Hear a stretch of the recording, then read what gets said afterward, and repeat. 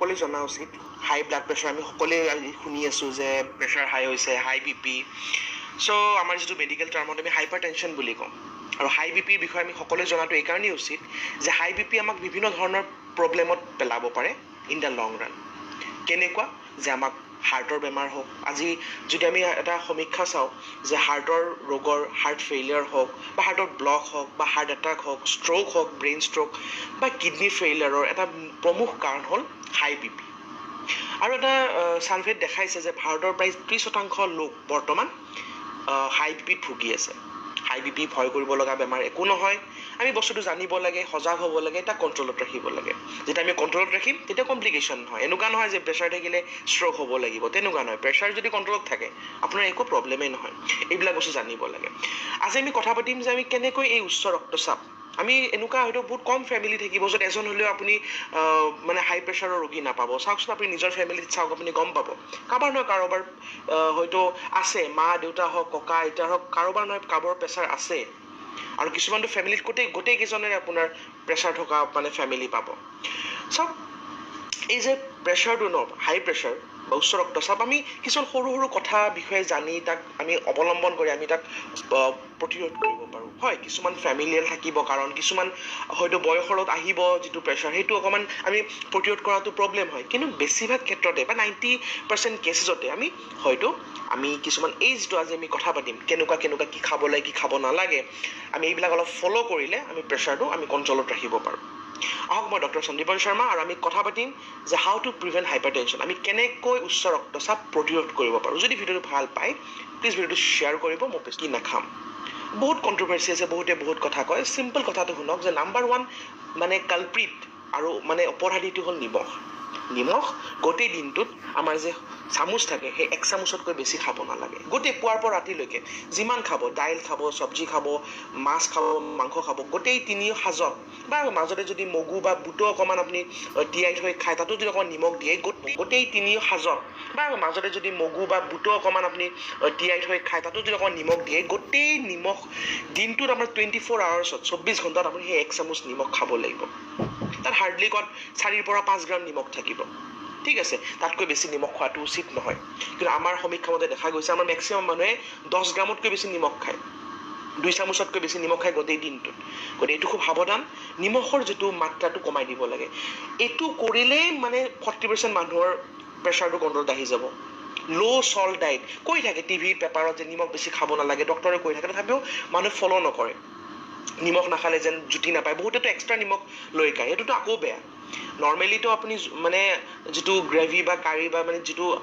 জোলত খালে তাৰ ওপৰত আকৌ এক্সট্ৰাকৈ চল্ট লৈ বহুতে খায় চালাডত খায় কি পাপৰত বহুত নিমখ থাকে পাপৰ বা পেকেটত যিবিলাক বস্তু থাকে চিপছ হওক এই মানে ধৰক যিবিলাক জাংক ফুড হয় এইবিলাকত বহুত নিমখ থাকে তো প্ৰচেছড ফুডবিলাক বাদ দিব লাগে নেচাৰেল বস্তুবিলাক আমি খাব লাগে ছ'ডিয়াম যেনেকৈ বেয়া নিমখত মানে আমাৰ ছ'ডিয়াম থাকে ছ'ডিয়ামে BP বঢ়ায় পটেছিয়াম আকৌ ভাল পটেছিয়াম কলত বহুত বেছি পটেছিয়াম থাকে তো আমি যদি ৰেগুলাৰ এটা কল খাব পাৰোঁ খুব ভাল কলত পটেছিয়াম বহুত থাকে আৰু পটেছিয়ামে BP নমাত হেল্প কৰে হয় কিছুমান কিডনী ৰোগীয়ে পটেছিয়াম থকা বস্তু খাব নোৱাৰে আইজ হ'ল আমি নৰ্মেল যদি পপুলেশ্যনৰ কথা কওঁ আমি নৰ্মেল মানুহৰ কথা কওঁ পটেছিয়াম থকা বস্তু ফ্ৰুটছত খুব বেছি পটেছিয়াম থাকে মৌচুমী টেঙা কল এইবিলাক পটেছিয়াম থাকে তো পটেছিয়াম থকা বস্তু খোৱাটো খুব ভাল পটেছিয়ামে প্ৰেছাৰ নমোৱাত হেল্প কৰে পুৱা আমি জানো যে কেঁচা নহৰু খোৱাটো এইটোও জাষ্ট কোৱা কথা নহয় কিছুমান ইভেন ৰিচাৰ্চে দেখাইছে যে সঁচাকৈ যদি কেঁচা নহৰু খোৱা যায় BPটো আমি কণ্ট্ৰলত ৰাখিব পাৰোঁ তাৰ বাহিৰে আছে যে মাংস আৰু মাছৰ ওপৰত কথা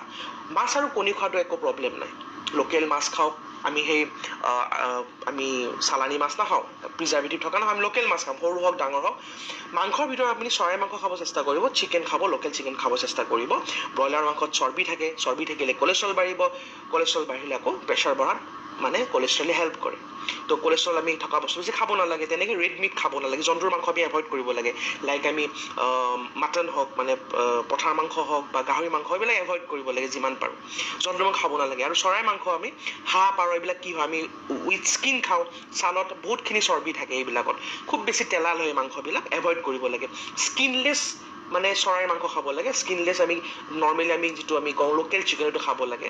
তাৰ বাহিৰে চৰাইৰ লগত যদি সেই আপুনি ছাল থকা মাংসবিলাক খায়, যিটো আমি নৰ্মেলি হাঁহ পাৰ এইবিলাক কি হয় ছালৰ লগত খোৱা যায়তো, তো সেইবিলাক কিন্তু প্ৰেছাৰৰ কাৰণে খুব এটা ভাল নহয়, তাত খুব বেছি কলেষ্ট্ৰল থাকে। তাৰ বাহিৰে আপুনি ফ্ৰুটছ ভেজিটেবলছ বেছিকৈ খাওক, এইবিলাক বস্তু যিমান খাব আপোনাৰ প্ৰেছাৰটো সিমান বেছি কণ্ট্ৰলত থাকিব। আপুনি কিছুমান ভাল আমি যি কওঁ বেড কলেষ্ট্ৰল গুড কলেষ্ট্ৰল, সেই যে পঠাৰ মাংস বা সেই চৰাইৰ সেই ছালত যিবিলাক চৰ্বি থাকে এইবিলাক বেড কলেষ্ট্ৰল। আপুনি যদি খুব বেছি ক্ৰীম বাটাৰ ঘি এইবিলাক খাই এইবিলাক বেড কলেষ্ট্ৰল। কিন্তু যদি আপুনি গুড কলেষ্ট্ৰল যায়, যেনেকৈ ধৰক আপোনাৰ ওমেগা 3 ফেটি এচিড বুলি কওঁ, হেল্ডি ফেটছ বুলি কওঁ, এইবিলাক আলমণ্ডত পাব, আখৰোটত পাব। আপুনি আমাৰ সাধাৰণ যিটো বেলি ফুলৰ গুটি, ৰঙালাওৰ গুটি, আপুনি তৰমুজৰ গুটি, এইবিলাকে বহুতে আঞ্জা বনাই খায়, এইবিলাকত খুব ভাল হেৰি থাকে আপোনাৰ ফেটছ থাকে। ইয়াৰ পৰা যিবিলাক চৰ্বি আহে এইবিলাক খুব ভাল হয়, তো এইবিলাক খাবৰ চেষ্টা কৰিব লাগে। তো এইখিনি মেইনলি কথা খোৱাৰ ওপৰত। তাৰ বাহিৰে কফি যিমান পাৰে এভইড কৰিব লাগে। কফিটো দেখা গৈছে কফিত যিটো কেফেইন থাকে, কেফিনে আপোনাৰ প্ৰেছাৰটো বহুত বেছি বঢ়াই দিয়ে। তো কফি বা কেফিন আপুনি এভইড কৰিব লাগে। বহুত ধৰণৰ চকলেটতো কেফিন থাকে, বহুত ধৰণৰ ক'ল্ড ড্ৰিংকছতো কেফিন থাকে, এইবিলাক অলপ এভইড কৰিব লাগে, বেছি খাব নালাগে। চুগাৰৰ ইনটেকটো কমাব লাগে, চেনি বেছি খাব নালাগে। আৰ্টিফিচিয়েল চুগাৰ খোৱাৰ কোনো দৰকাৰ নাই। ফল মূলত যিখিনি নেচাৰেল চুগাৰ পাব, আমি যাক ফ্ৰুক্টোজ বুলি কওঁ, সেইটো বেছি ভাল হয়, সেইটো খাব। আমাক চেনি লাগিব, আমাক দেহক চেনি লাগিব চলি থকাৰ কাৰণে, আমাক শৰ্কৰা লাগিব, কিন্তু আৰ্টিফিচিয়েল পেকেটেড সেই জুচৰ সেইবিলাক আমি নালাগে। ফলটো ফল হিচাপে ভগৱানে যেনেকৈ দিছে আমি সেনেকৈ খাম, আমি আৰ্টিফিচিয়েল ফ্ৰুট জুচ আমি নাখাওঁ, এইবিলাক এভইড কৰিব লাগে। স্মকিং একেবাৰে কৰিব নালাগে, স্মকিংটো বহুত বেছি বেয়া প্ৰেছাৰৰ কাৰণে। বহুতে ভাবে যে স্মকিং কৰিলে অকল লাংছৰ বেমাৰ হয় বা কেঞ্চাৰ হয়, নহয়। স্মকিঙে প্ৰেছাৰ বহুত পৰিমাণে বঢ়াই দিয়ে, মানে আপোনাৰ চিগাৰেটত যিবিলাক ৰাসায়নিক দ্ৰব্য থাকে। তো স্মকিং কৰিব নালাগে, এলকহল যিমান পাৰে কমাই দিব লাগে, পাৰিলে বন্ধ কৰি দিব লাগে। স্মকিং এলকহল আপুনি এভইড কৰক, এইবিলাক ভাল কথা নহয়। তাৰ বাহিৰে আমাৰ আজিকালি দেখা গৈছে যে ফিজিকেল এক্টিভিটি আমাৰ কমি গৈছে, আমাৰ মেণ্টেল এক্টিভিটি বাঢ়ি গৈছে। আগৰ দিনত কি আছিলে, ফিজিকেল এক্টিভিটি বেছি আছিলে। আজিকালি যান্ত্ৰিকতাৰ যুগত বৈজ্ঞানিক যিবিলাক আৱিষ্কাৰ হৈছে, আমি ঘৰৰ ভিতৰতে চব পাওঁ, আমি একো কৰিব নালাগে। পুখুৰীৰ পৰা পানী আনি যাব নালাগে, কুঁৱাৰ পৰা পানী তুলিব নালাগে, টেপ খুলিলে পানী ওলায়, একোৱেই কৰিব নালাগে। আজিকালি মানে বজাৰো ঘৰত কৰি দি গুচি যায়, আপুনি যদি কিবা এটা অনলাইন এপত আপুনি অৰ্ডাৰ কৰে, মানে কোনো খোজ কাঢ়িব লগা নাই, একো নাই। গাড়ী মানে আৰু বাইক লৈ মানুহ ঘূৰি আছে, হয়তো অফিচত বহি আছে, বা ঘৰত মোবাইল আৰু লেপটপ লৈ বহি আছে, যিটো খুব বেয়া। এই আমি যিটো এতিয়া এলেহুৱা হৈ গৈছোঁ, এইটো এটা মেইন কাৰণ। সেইকাৰণে আগৰ দিনত প্ৰেছাৰ বেমাৰ সিমান নাছিলে। দিনক দিনে দেখিব যে এতিয়া প্ৰতি দুজনৰ এজনৰ প্ৰেছাৰ থাকিব এটা সময়ত। কিন্তু এইবিলাক আমাৰ নিজৰ হেবিটৰ কাৰণে। আমি ফিজিকেল শাৰীৰিক পৰিশ্ৰম একেবাৰে কমাই দিছোঁ, মেণ্টেল বহুত ষ্ট্ৰেছ লৈ থাকোঁ। তো আমি মেণ্টেল ষ্ট্ৰেছটো কমাই ফিজিকেল এক্টিভিটি বঢ়াওক, ৰেগুলাৰ এটলিষ্ট 30 মিনিটছ এক্সাৰচাইজ কৰক, ঘৰত কৰক, বাহিৰত কৰক, চাইকেল চলাওক, সাঁতোৰক, কিবা খেলক, বেডমিণ্টন খেলক, ক্ৰিকেট খেলক, বা আপুনি জিম যাওক, যেনেকুৱা ধৰণৰ এক্সাৰচাইজ নহওক, কিন্তু 30 মিনিটছ এক্সাৰচাইজ আপোনালোকে কৰক। সপ্তাহত 7 দিন নহ'লেও 5 দিন কৰক, টোটেল 150 মিনিট এটা সপ্তাহত, 5 দিন 30 মিনিটকে, ঠিক আছে। এইটো ৰেগুলাৰলি কৰক, খুব দৰকাৰী, এইটো অতিশয় দৰকাৰী। নিজৰ ৱেইটটো বাঢ়িব নিদিব। ৱেইট বাঢ়িলে দেখা গৈছে যিবিলাক মেদবহুলতাত ভোগে, যিবিলাক অবেচিটি থাকে, তেওঁলোকৰ প্ৰেছাৰ হোৱাৰ চান্সটো বেছি বাঢ়ি যায়। তো আমি নিজৰ ৱেইটটো নিজৰ বয়স, উচ্চতা আৰু লিংগ অনুযায়ী আমি মেইনটেইন কৰিব লাগিব। এইটো আপুনি নিজৰ ডক্টৰক সুধিলে বা অলপ যদি আপুনি নেটত চাই গম পাই যাব, আপুনি আপোনাৰ ৱেইট কিমান থাকিব লাগে, ওজন কিমান থাকিব লাগে, আপুনি গম পাই যাব আপোনাৰ বয়স, আপোনাৰ লিংগ আৰু আপোনাৰ যিটো উচ্চতা অনুযায়ী, ঠিক আছে। এইটো খুব দৰকাৰী। তো আৰু শেষত ক'ম যে মেডিটেশ্যন কৰক, আপুনি প্লেন কৰক, ষ্ট্ৰেছ, এংজাইটি, ডিপ্ৰেশ্যনৰ পৰা দূৰত থাকক, লাইফটো প্লেন কৰক, যাতে যিবিলাক বস্তু আপোনাক অশান্তি দিয়ে আপুনি পইণ্ট আউট কৰক আৰু সেইটো বস্তুৰ ওপৰত কাম কৰক। যিটো আপোনাৰ ষ্ট্ৰং পইণ্ট তাক আৰু ষ্ট্ৰংগাৰ কৰক, জীৱনত আগবাঢ়ি যাওক, যাতে কোনো ধৰণৰ এইবিলাক যদি লাইফটো খেলি মেলি এটা সৃষ্টি নকৰিব, লাইফটো এটা প্লেনত যাওক। এটা প্লেনত থকা মানুহবিলাকৰ জেনেৰেলি এংজাইটি, ডিপ্ৰেশ্যন নহয়। যিবিলাকৰ লাইফত কোনো প্লেন নাথাকে, তেওঁলোকে আল্টিমেটলি কি হয়, বহুত ষ্ট্ৰেছ আউট হয়, বহুত ষ্ট্ৰেছ আহে ব্ৰেইনত, কামবিলাক টাইমত নহয়। গতিকে সদায় প্লেন কৰক, লাইফটো প্লেন এটা কৰি পেলাই আগুৱাই যাওক। এইখিনিয়ে কথা। আৰু যদি ভিডিঅ'টো ভাল পাইছে প্লিজ ভিডিঅ'টো শ্বেয়াৰ কৰি দিব। ধন্যবাদ।